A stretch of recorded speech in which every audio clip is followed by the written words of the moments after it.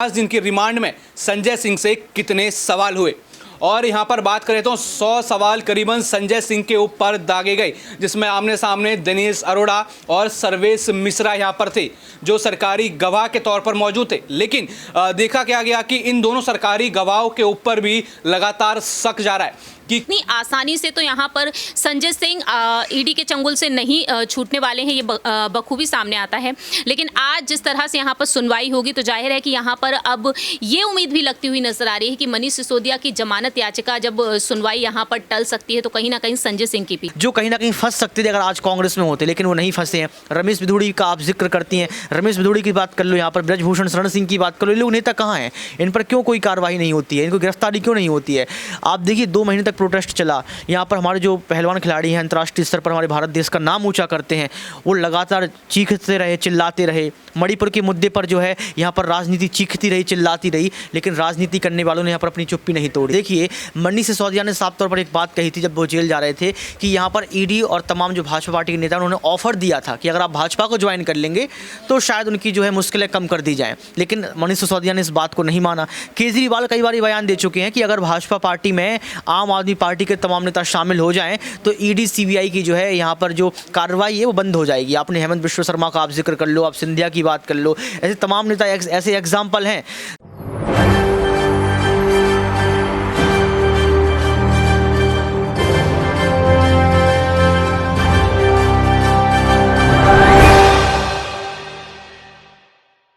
नमस्कार, मैं दौलत शर्मा और आप देखना शुरू कर चुके हैं SPN 9 न्यूज़। और आज बात करते हैं संजय सिंह के बारे में। और देखा जाए तो पूरा ये मामला संजय सिंह बनाम ईडी हो चुका है। और ये पूरा मामला आज हम आपको करीबन कुछ पॉइंटों में समझाएंगे कि किस तरीके से अभी तक संजय सिंह के ऊपर क्या क्या कार्रवाई हुई, ईडी का बर्ताव किस तरीके से रहा, आम आदमी पार्टी के नेता यहाँ क्या बोलते हुए नजर आए, और कहीं ना कहीं इसको एक साजिश करार दिया जा रहा है कि यहाँ पर संजय सिंह और आम आदमी पार्टी के खिलाफ बड़ी साजिश हो रही है। तो बात करते हैं यहाँ पहले पॉइंट की, जहाँ पर सबसे पहले संजय सिंह के घर ईडी पहुंचती है। बता दें संजय के दिल्ली वाले घर पर 4 अक्टूबर बुधवार को सुबह 7 बजे ईडी की टीम पहुंच जाती है और 10 घंटे तक लगातार वहां छापेमारी चलती है और बाकी लोगों से पूछताछ वहां पर होती है।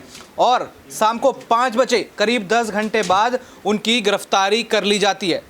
कहा जाता है कि सबूतों के अभाव में और बाकी आगे की पूछताछ के लिए जो है संजय सिंह को यहाँ पर गिरफ्तार किया जाता है। और उसी दिन हम क्या देखते हैं, शाम के समय उनके घर के बाहर कार्यकर्ताओं का हुजूम उमड़ जाता है। प्रदर्शन लगातार कार्यकर्ता करते हैं। वहाँ कार्यकर्ता ये कहते नजर आते हैं कि उनके नेता जो है कट्टर ईमानदार हैं, यहाँ पर उन्होंने कोई घोटाला नहीं करा, ईडी यहाँ पर साजिश के तहत उनको पकड़ रही है। और जोरदार प्रदर्शन उनके आवास के बाहर ईडी के खिलाफ होता है। और कई कार्यकर्ता तो ऐसे होते हैं कि ईडी की गाड़ी के नीचे तक जो है वो लेटने की कोशिश करते हैं और इस पूरी कार्रवाई को और गिरफ्तारी को रुकवाने की कोशिश करते हैं। लेकिन इतने भारी प्रदर्शन के बाद भी गिरफ्तारी होती है।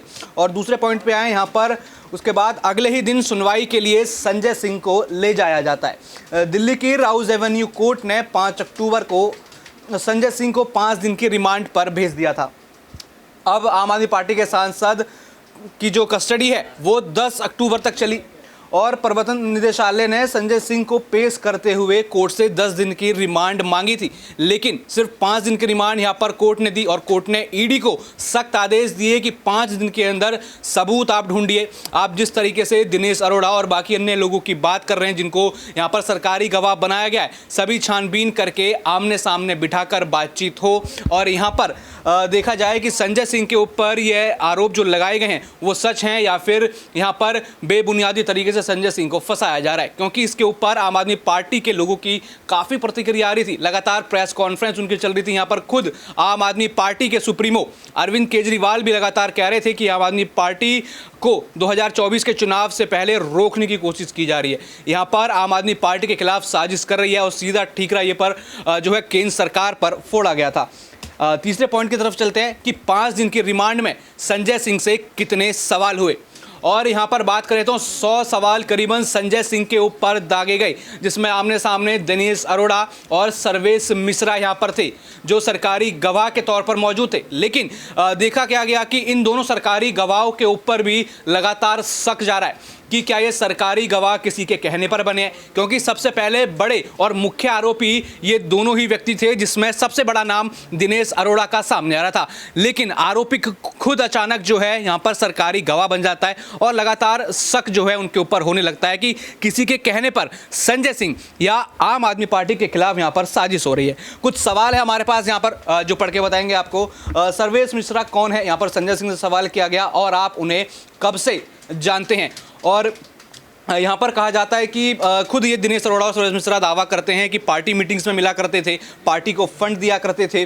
सर्वेश मिश्रा ने आपके सरकारी आवास पर 1 करोड़ रुपए की वसूली क्यों की, ये सवाल पूछा गया। पार्टी फंड के नाम से यहाँ पर दिनेश अरोड़ा और सर्वेश मिश्रा पैसा देते हुए कहे जाते हैं कि पार्टी फंड को जरूरत थी, पार्टी ने कहा था, और इस के चलते उनके ऊपर कुछ आरोप थे जो दिल्ली सरकार उनके ऊपर से हटाती, उस जो है चलते वो उनको फंड दिया जा रहा था।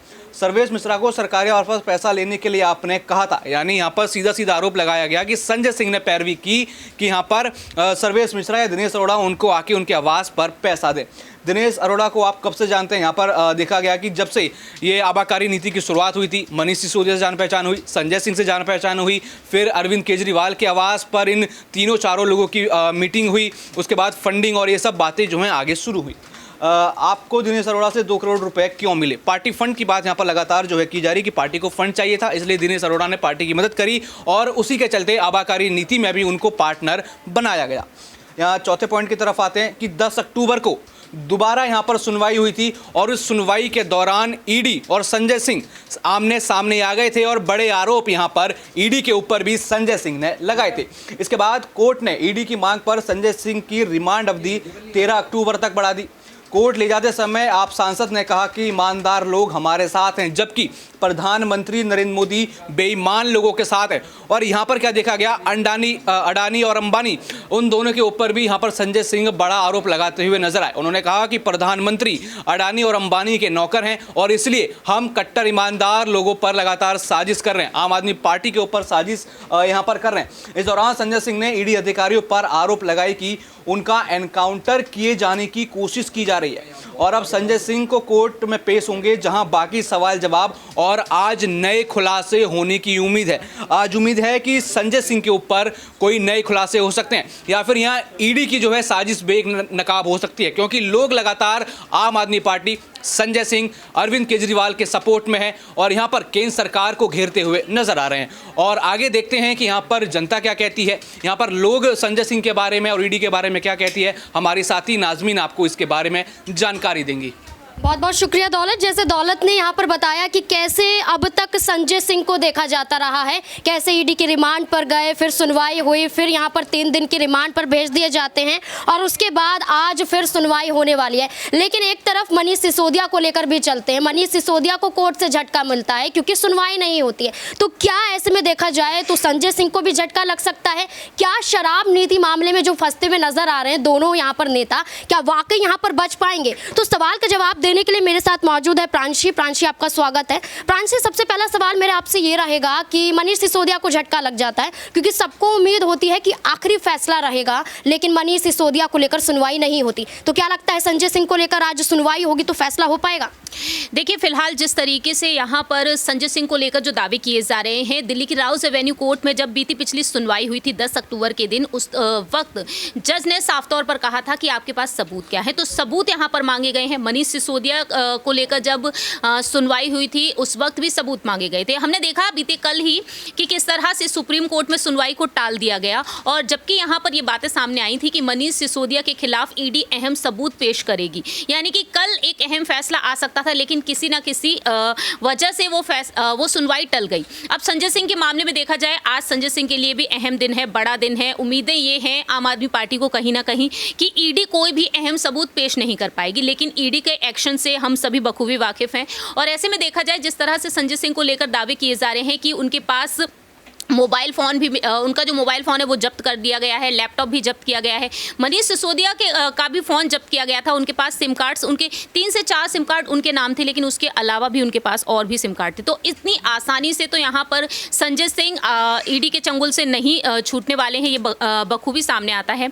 लेकिन आज जिस तरह से यहाँ पर सुनवाई होगी तो जाहिर है कि यहाँ पर अब ये उम्मीद भी लगती हुई नजर आ रही है कि मनीष सिसोदिया की जमानत याचिका जब सुनवाई यहाँ पर टल सकती है तो कहीं ना कहीं संजय सिंह की भी, क्योंकि हमने देखा था कि मनीष सिसोदिया के मामले में जब सुनवाई चल रही थी बार बार ईडी की रिमांड में वह भेजे जा रहे थे। अभी तो संजय सिंह को दूसरी बार ही रिमांड में भेजा गया है, लेकिन अब यहाँ पर इस केस को देखते हुए, मनीष सिसोदिया के केस को देखते हुए लोगों के मन में एक बार फिर से वही बात आ चुकी है कि कहीं ना कहीं संजय सिंह ईडी के चंगुल में और भी ज्यादा फंसते हुए नजर आएंगे। एक आखिरी सवाल आपसे रहेगा कि जैसे ईडी की कार्यवाही को लेकर लगातार विपक्षी पार्टियां कहती हैं कि निष्पक्ष रूप से जांच नहीं कर रही हैं, और ऐसे में आम आदमी पार्टी के ये तमाम कार्यकर्ता विरोध प्रदर्शन करते हुए नजर आते हैं। ईडी अधिकारी पर आरोप लग रहे हैं कि सबूत नहीं मिलते हैं, सिर्फ यहाँ पर गवाह के बयान के आधार पर कह रहे हैं कि ये दोनों बेगुनाह हैं, संजय सिंह और मनीष सिसोदिया। इसको लेकर क्या कहना होगा ईडी अधिकारियों को लेकर?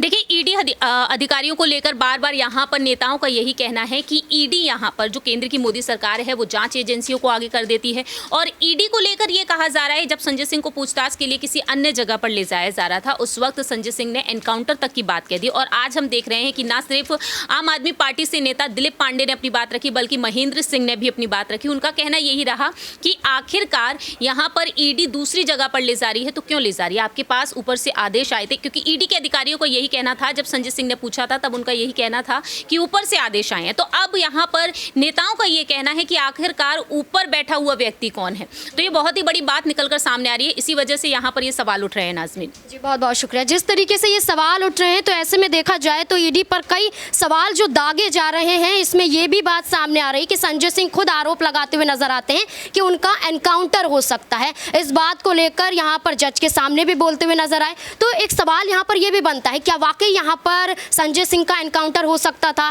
क्या यहाँ पर अब कोर्ट उनकी सुरक्षा बढ़ाते हुए नजर आएगी? तो हमारे साथ ऋतिक भी मौजूद है। तो ऋतिक, यही सवाल रहेगा आपसे कि एनकाउंटर का जिक्र संजय सिंह करते हुए नजर आते हैं, इसको लेकर कोर्ट क्या कुछ फैसला सुना सकता है? क्या सुरक्षा बढ़ाई जाएगी या फिर संजय सिंह को लेकर कोई खतरा बना रहेगा? देखिए, दो आयाम यहाँ पर निकल कर सामने आते। पहला आयाम ये है कि संजय सिंह ने आखिर एनकाउंटर की ही बात क्यों कही, और दूसरा आयाम ये है कि क्या संजय सिंह अपना बचाव करना चाहते हैं या फिर अंदर की सच्चाई यहाँ पर बता दी। क्योंकि आप देखिए, मनीष सिसोदिया ने साफ तौर पर एक बात कही थी जब वो जेल जा रहे थे कि यहाँ पर ईडी और तमाम जो भाजपा पार्टी के नेता उन्होंने ऑफर दिया था कि अगर आप भाजपा को ज्वाइन कर लेंगे तो शायद उनकी जो है मुश्किलें कम कर दी जाएं। लेकिन मनीष सिसोदिया ने इस बात को नहीं माना। केजरीवाल कई बार बयान दे चुके हैं कि अगर भाजपा पार्टी में आम आदमी पार्टी के तमाम नेता शामिल हो जाएं तो ईडी सीबीआई की जो है यहाँ पर जो कार्रवाई है वो बंद हो जाएगी। आपने हेमंत बिश्व शर्मा का आप जिक्र कर लो, आप सिंधिया की बात कर लो, ऐसे तमाम नेता ऐसे एग्जाम्पल हैं जो कहीं ना कहीं फंस सकते थे अगर आज कांग्रेस में होते, लेकिन वो नहीं फंसे हैं। रमेश बिधूड़ी का आप जिक्र करती हैं, रमेश बिधूड़ी की बात कर लो, यहाँ पर ब्रजभूषण शरण सिंह की बात कर लो, ये लोग नेता कहाँ हैं?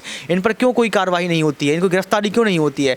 आप देखिए, 2 महीने तक प्रोटेस्ट चला। यहाँ पर हमारे जो पहलवान खिलाड़ी हैं अंतर्राष्ट्रीय स्तर पर हमारे भारत देश का नाम ऊँचा करते हैं, वो लगातार चीखते रहे, चिल्लाते रहे। मणिपुर के मुद्दे पर जो है यहाँ पर राजनीति चीखती रही, चिल्लाती रही, लेकिन राजनीति करने वालों ने यहाँ पर अपनी चुप्पी नहीं तोड़ी।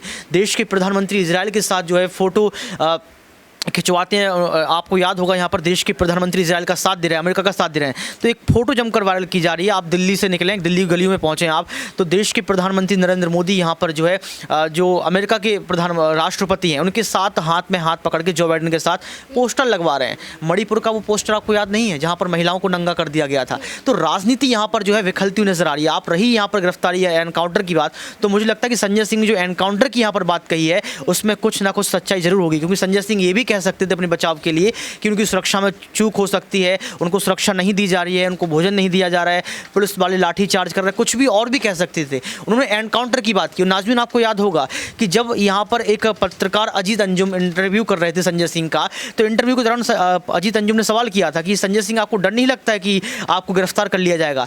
तो संजय सिंह ने साफ तौर पर भविष्यवाणी की थी, डर क्या लगता है, गिरफ्तार होना ही है, मुझे पता है गिरफ्तार कर देंगे। अरविंद केजरीवाल की बात कहते हुए नजर आया कि अब हमारा नंबर हो सकता है। तो मुझे लगता है कि संजय संजय सिंह यहाँ पर जो एनकाउंटर की बात कर रहे हैं, कुछ ऐसा हुआ होगा अंदर जो वह कोर्ट में बताते हुए नजर आएंगे और कोर्ट में उसकी सुनवाई होगी। अब जैसे यहाँ पर डर नजर आता है, लेकिन दूसरी तरफ एक गवाह का जिक्र करेंगे, क्योंकि वही हैं जो आम आदमी पार्टी को फंसाते हुए नजर आए। मनीष सिसोदिया को फंसाया, अब संजय सिंह को फंसा रहे हैं दिनेश अरोड़ा। लेकिन दिनेश अरोड़ा को लेकर आपकी क्या राय बनती, क्या वाकई यहाँ पर फंसाने की कोशिश कर रहे हैं या सच बोल रहे हैं? अच्छा, दिनेश अरोड़ा है कौन? पहले सवाल तो ये बनता है कि दिनेश अरोड़ा है कौन। दिनेश अरोड़ा कह देंगे पानी तो पानी, दिनेश अरोड़ा कह देंगे दूध तो दूध, दूध का दूध पानी का पानी, कोर्ट में हो जाएगा। यहाँ पर जब सुप्रीम कोर्ट के वकीलों ने कह दिया, जज ने कह दिया, संजीव खन्ना ने कह दिया कि भाई साहब आपके पास गवाह है, गवाह को हम खरीद सकते हैं, पैसे दे सकते हैं, गवाह के हम जो है उसको फेरबदल कर सकते हैं, खरीद फरोख्त तो तमाम चीज़ें हम कर सकते हैं गवाह के साथ। आपके पास सबूत क्या है? सबूत दिखाइए आप। 228 दिन, आज तो 229 दिन हो गए मनीष सिसोदिया को, 229 दिन होने के बावजूद भी यहाँ पर ईडी सबूत पेश नहीं कर पाई। कल का आपने देखा, यहाँ पर एक नेता जो एक क्षेत्र का जो है कहीं ना कहीं उसको देखता है, उसके लिए काम करता है, मनीष सिसोदिया का 228 दिन का हिसाब क्या यहाँ पर कर पाएंगे देश के प्रधानमंत्री नरेंद्र मोदी? ईडी हिसाब कर पाएगी? अगर कोई सबूत नहीं मिलते हैं तो 228 दिन की राजनीति खराब हुई यहाँ पर मनीष सिसोदिया की। 228 दिन में मनीष सिसोदिया की छवि खराब हुई, 228 दिन में परिवार के साथ नहीं रहे। तो आप समझिए कि 228 दिन में यहाँ पर घाटा सिर्फ मनीष सिसोदिया का हुआ है। मनीष सिसोदिया की पत्नियों के जो आंसू निकले तो उसका हिसाब कौन कर पाएगा? वो बीमार लंबे समय से चल रही है। तो मैं ये कहना चाहता हूँ कि यहाँ पर कि अगर आपने जो अरोड़ा की बात यहाँ पर की है, अगर वो एक गवाह है, इसके अलावा आपके पास गवाह हैं, इसके अलावा आपके पास सबूत, तो सबूत पेश कर दीजिए। क्योंकि अरविंद केजरीवाल मुख्यमंत्री हैं, वो बार बार ये बात क्यों कह रहे हैं कि 100 करोड़ का अगर घोटाला हुआ है तो आप 100 पैसे की बात कर दो, आप 2 रुपये की बात कर दो। आप संजय सिंह के घर में घुसते हैं, आप तकिया फेंक देते हैं, आप यहाँ पर तमाम चीज़ों को उजाड़ देते हैं। मनीष सिसोदिया की बात कर लो, उनके पिताजी की बात कर लो, या फिर संजय सिंह के पिताजी की बात कर लो, उनसे आप पूछताछ करते हैं, घर वालों को आप परेशान करते हैं। आपको मिला क्या? अगर ईडी के पास सबूत हैं तो सबूत पेश कीजिए। 228 दिन, 1 साल होने वाला है, आपने सबूत पेश नहीं किए। तो मुझे लगता है कि अब आने वाले समय में जो कोर्ट में भी फैसला होने वाला है, अगर संजय सिंह के पक्ष में जाता है तो कहीं ना कहीं एनकाउंटर की भी डर बना रहेगा और यहाँ पर ईडी को भी सबक मिलेगा। जी बिल्कुल, ईडी को भी सबक मिलेगा। और बात तो यहाँ पर सही आ जाती है कि यहाँ पर सबूत होंगे तभी तो कहा जाएगा कि वो गुनहगार हैं, लेकिन सबूत पेश नहीं किए जाते हैं। और आज देखना होगा कि क्या ये ईडी अधिकारी दिल्ली की राउज एवेन्यू कोर्ट में कोई सबूत पेश कर पाते हैं, या फिर मनीष सिसोदिया की तरह संजय सिंह को फंसाने के लिए सिर्फ बार बार ये कहेंगे कि रिमांड पर भेज दिया जाए। क्या लगता है इस पूरे मुद्दे को लेकर, संजय सिंह की रिहाई को लेकर, सुनवाई को लेकर? कमेंट सेक्शन में ज़रूर बताएं। धन्यवाद।